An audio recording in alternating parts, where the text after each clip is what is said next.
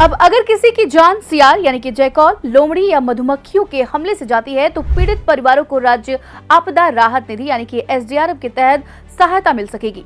हाल ही में हुई एसडीआरएफ की राज्य कार्यकारिणी की बैठक में इस नई व्यवस्था को हरी झंडी दे दी गई है। अब तक एसडीआरएफ के दायरे में प्राकृतिक आपदाएं जैसे कि बिजली गिरना, लू चलना, बेमौसम बारिश, आंधी तूफान, साथ ही डूबने, सांप काटने, नीलगाय साड़ के हमले, गैस रिसाव, सीवर सफाई, नाव हादसे और बोरवेल जैसी घटनाएं शामिल थी। लेकिन अब यह दायरा और बड़ा कर दिया गया है। इस फैसले से अब अगर किसी की मृत्यु इन नए जोड़े गए कारणों जैसे कि सियार या लोमड़ी या मधुमक्खियों के डंक से होती है तो परिजन सरकारी मुआवजे के हकदार होंगे। लेकिन इसके लिए कुछ शर्तें भी हैं।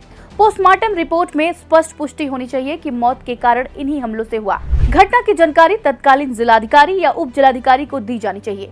इस फैसले से एक बड़ा फर्क पड़ेगा उन परिवारों पर जो अब तक इन हमलों की वजह से नुकसान तो उठाते थे पर सरकारी सहायता से वंचित रह जाते थे।